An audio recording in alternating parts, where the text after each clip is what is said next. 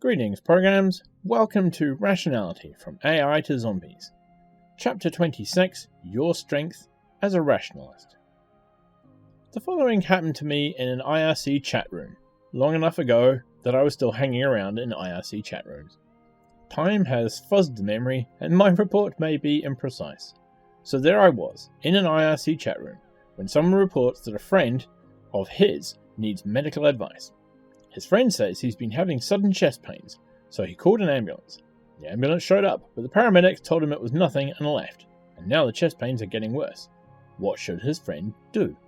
I was confused by this story. I remembered reading about homeless people in New York who would call ambulances just to be taken someplace warm, and how the paramedics always had to take them to the emergency room, even on the 27th trip, because if they didn't, the ambulance company could be sued for lots and lots of money. Likewise, emergency rooms are legally obliged to treat everyone, regardless of their ability to pay, and the hospital absorbs the costs, which are enormous. So hospitals are closing their emergency rooms. It makes you wonder what's the point of having economists if we're just going to ignore them. So I didn't quite understand how the described events could have happened. Anyone reporting sudden chest pain should have been hauled off by an ambulance instantly. And this is where I fell down as a rationalist. I remembered several occasions where my doctor would completely fail to panic at the report of symptoms that seemed to me very alarming. And the medical establishment was always right, every single time. I had chest pains myself at one point, and the doctor patiently explained to me that I was describing chest muscle pain, not a heart attack. So I said into the IRC channel, well, if the paramedics told your friend it was nothing, it must really be nothing. They'd have hauled him off if there was the tiniest chance of serious trouble. And thus I managed to explain the story within my existing model, though the fit felt a little forced. Later on, the fellow comes back into the IRC chat room and says his friend made the whole thing up. Evidently this was not one of his more reliable friends. I should have realized, perhaps, that an unknown acquaintance of an acquaintance in an IRC channel might be less reliable than a published journal article.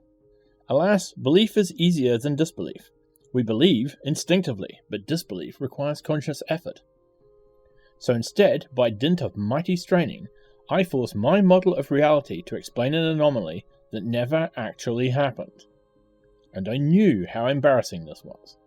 I knew that the usefulness of a model is not what it can explain, but what it can't. A hypothesis that forbids nothing permits everything, and thereby fails to constrain anticipation. Your strength as a rationalist is your ability to be more confused by fiction than by reality. If you are equally good at explaining any outcome, you have zero knowledge. We are all weak from time to time.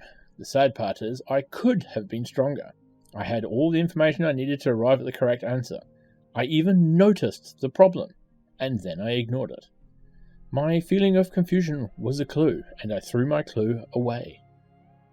I should have paid more attention to that sensation of, still feels a little forced.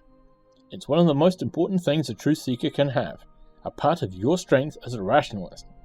It is a design flaw in human cognition that this sensation manifests as a quiet strain in the back of your mind, instead of a warning alarm siren and glowing neon sign reading, "Either your model is false, or this story is wrong."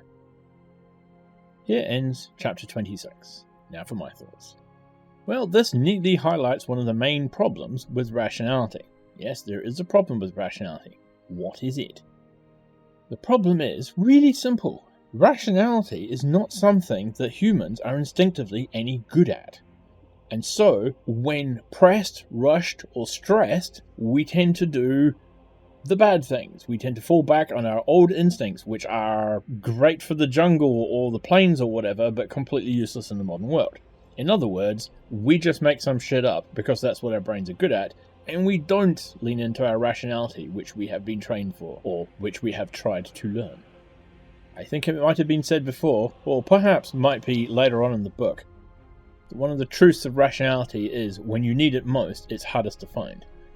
Because being rational is counterintuitive. Our intuitions are a bit ass backwards, unfortunately.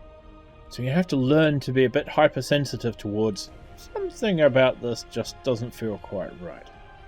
And learn not simply to accept everything you hear.